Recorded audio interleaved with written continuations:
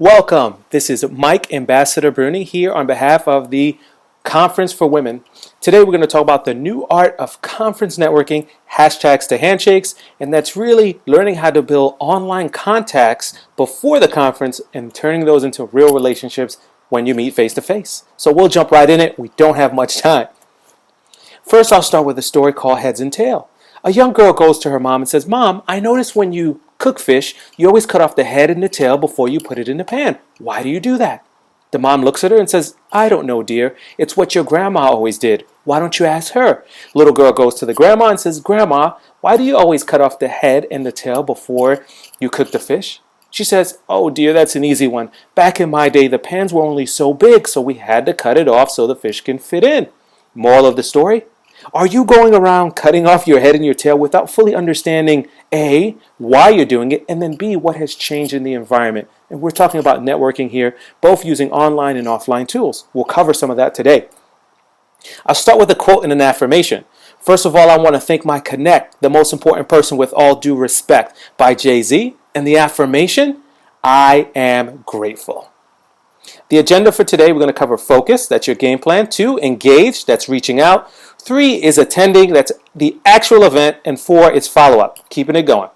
So who am I? I'm going to start a little bit. I go by Mike Ambassador BRUNY, and I'm originally from Brooklyn, New York. I have a degree in psychology from Hartwick College, also a master's in sport management from the University of Massachusetts. I worked several years in sports, including at Syracuse University as well as Connecticut, UConn, and also as a operations manager at Intel.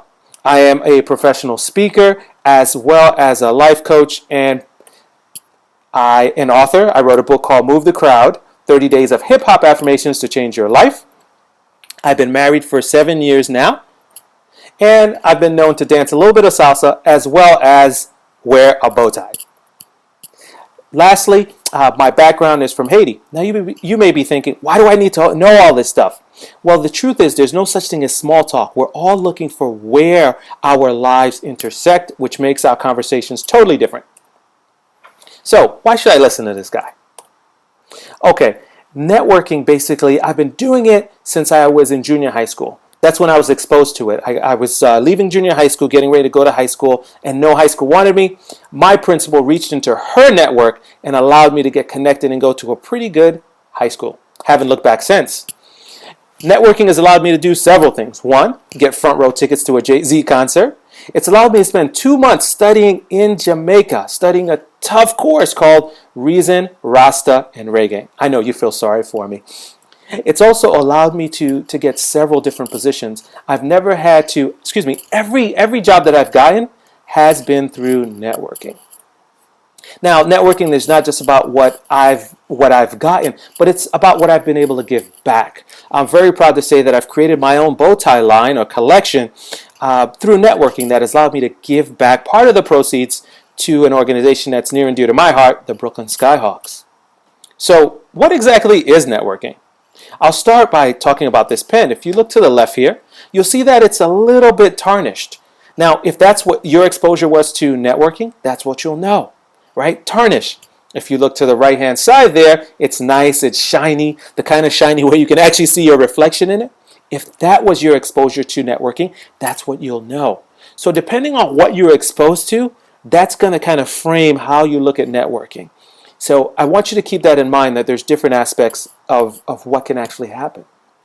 So original definition of networking for me was he or she with the most business cards win. These are actually stacks of business cards that I've collected over time, and that is not the definition I want us to focus on today. Instead, I want us to look at redefining networking, and first by starting by throwing a hyphen right in between the word and looking at it as networking. I want you to visualize standing in front of a sea that's full with fish. In your hand, you have a net. And yes, you're hungry. So the only way for you to get fed is to take that net and put it to work. Now, each of the squares in the net represent people who know you and people that you know. So you have to understand that you have to put that to work in order for things to happen. Now, wait a minute, Mike. This sounds very one-sided. But no, what I also want you to take into consideration is that you are part of someone else's net. So you have to be ready and willing, in fact, volunteering to help others at every moment. All right, jumping into focus, which is the first part of our four-part agenda here. There are 5 questions I want you to ask yourself as you get ready to go to the conference. The first one is, why am I going? Simple question, right? But why are you going? Next is, what is the bigger picture? What goals are you trying to accomplish that are outside of this conference? The conference is a one-time event, but what are the goals that you have for business and in life that this conference is going to help you achieve? Next is, who can help you? Now, this may come in the form of an actual name of someone who's going to be in the conference or a title. Understanding that, hey, I'm looking for the chief marketing officer is good information to share because someone may connect with them and then circle back with you. What do I need to learn? Now, there is probably a gap between where you are and where you want to go, that goal that we're talking about. With that gap comes something you probably need to learn in order to make it happen.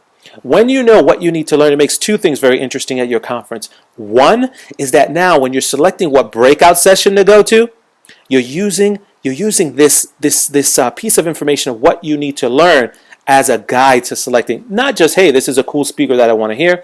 Secondly, it also allows you to have a different level of dialogue because now you can ask people, hey, have you heard about so-and-so? I tried it and I'm curious about what your experience has been with it. So it allows you to change the conversation to more than just the weather. Next, who can I tell? Now this is about choosing someone who can help you with accountability. All right, some technology tools that you can use in this section: Evernote, Action Method, as well as Google Docs. And I'll link to some of this stuff in the actual notes. Next is engage. This is reaching out. This is a very important part. Start with a quote. They should teach it at every school. It's the ABY, always be you, by Mos Def. And the affirmation, I have something to offer in every situation. Now believe that. But what's the difficulty? What gets in the way of you actually believing that you have something to offer in every situation? I'll share a story with you. So now, it's called I Can't Write. Not too long ago, I was approached by Intel, working as an operation manager, to blog on, to be one of their bloggers, because I put out a post there and they thought it was good. They loved my positive vibe. And I started laughing. I called my friend Joel. Hey, Joel, they want me to be a blogger for them. Now, what was so funny about that? To me, what was funny is because when I left school, I said I never want to write again. When I wrote my book, I said I never want to write again.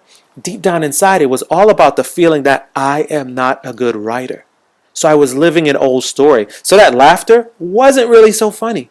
Question for you is, what old story are you living out that's getting in the way of you giving all you have to someone that you meet at a conference? Okay, 2 questions or concerns, if you will. One is, what do I have to offer? And the second is, who do I offer it to?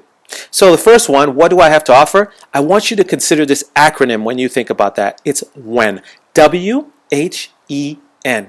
W stands for work. So this is looking at capturing the inventory of your work history.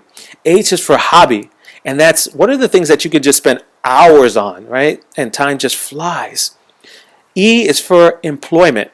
It's for education. What are the things that you've studied? And N is for network. Who are the people that you know and that are around you? Those are things that can be valuable to other people, but you have to take inventory before you step foot in that conference, or else it becomes a little bit overwhelming. Okay, who do I offer it to? A couple of suggestions I have. First is organizers. And these people are the ones who are actually putting on the conference. So you want to connect with them a few months before the conference actually starts, right? Because they're busy, they're planning. Next is speakers. So you want to reach out to them. You can find their information on the actual, their own website, or the conference website will tell you some of the people. Now, very important point here is, you're not just reaching out to speakers because they're popular or you think they're cool, but you're going back to the first piece around your goals and how can you align your goals with a speaker that makes sense. Those are the people you want to connect with. Next is participants.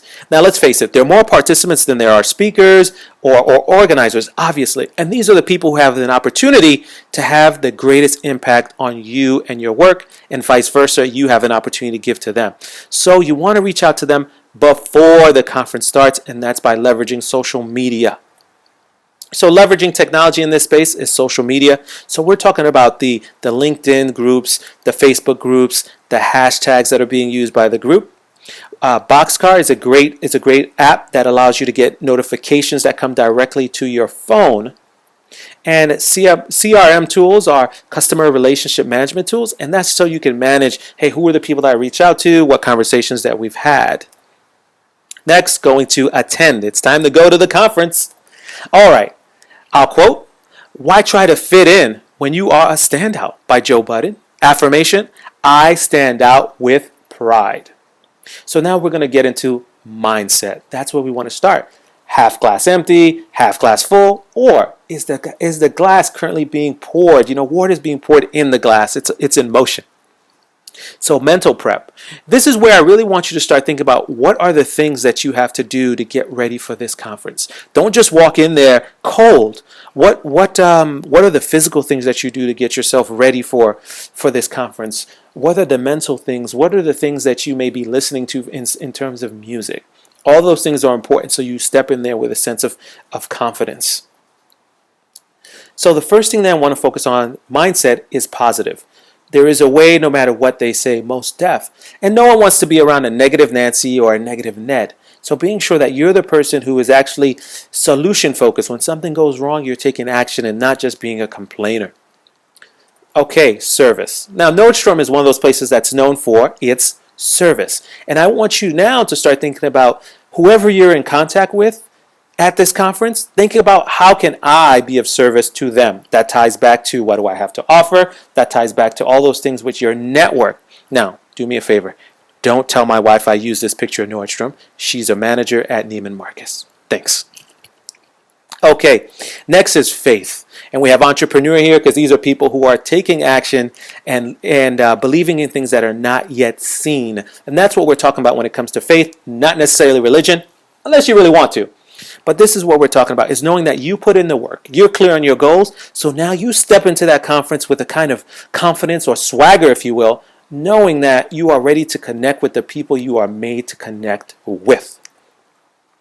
Next is, you see this lady with the open arms, is host. I want you to step into the conference as if you are a host.